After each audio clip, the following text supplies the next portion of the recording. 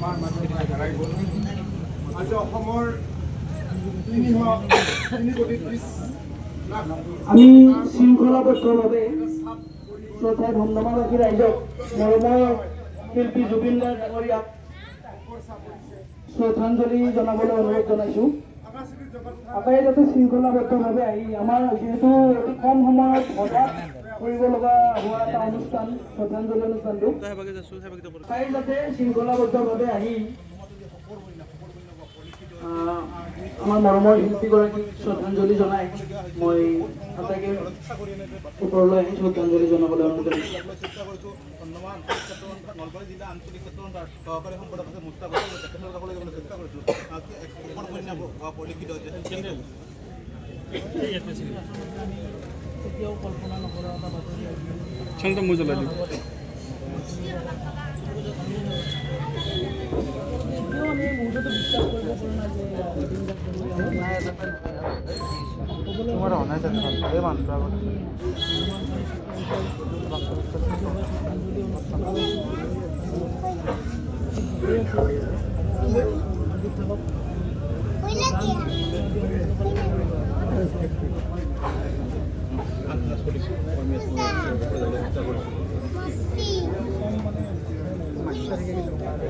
এই মানুহটো আগত আহিছে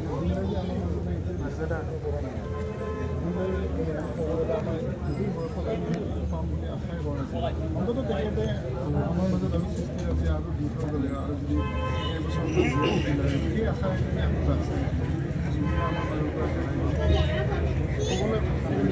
সকলোৰে যেন সেইটো মূলীয়া সকলোৰে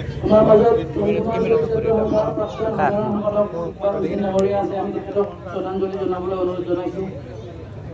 আন এগৰাকী আমাৰ যুৱ সাংস্কৃতিক কৰ্মী বিমল বৰ্মন ডাঙৰীয়া আছে, আমি তেখেতক শ্ৰদ্ধাঞ্জলি জনাবলৈ অনুৰোধ জনাইছোঁ। আৰু সমূহ ধমধমাবাসী ৰাইজক শৃংখলাবদ্ধভাৱে আমি মৰমৰ শিল্পীগৰাকীক শ্ৰদ্ধাঞ্জলি জনাবলৈ আমি অনুৰোধ জনাইছোঁ। ছাতি অলপ পিছিয়ে দিব লাগিছিল নেকি? সেই পৰে ভৰ্তি হৈ যাব। এই দুখন অলপ আজিয়ে দিব লাগিছিল। সহকাৰী সম্পাদক মুস্তাফা হুছেইন ডাঙৰীয়া আৰু তেখেতকো আমি শ্ৰদ্ধাঞ্জলি জনাবলৈ আহ্বান কৰিছোঁ।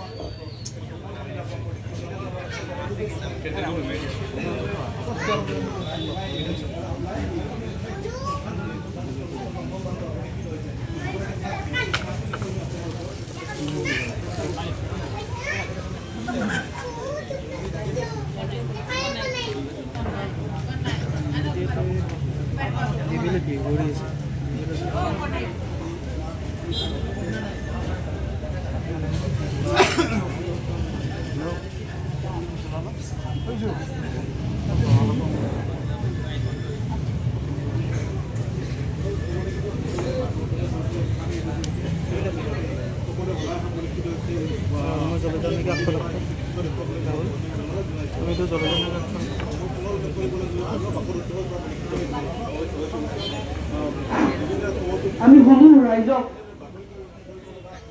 4-5জন মানকৈ আহি মৰমৰ শিল্পীগৰাকীক শ্ৰদ্ধাঞ্জলি যাচিবলৈ অনুৰোধ জনাইছোঁ।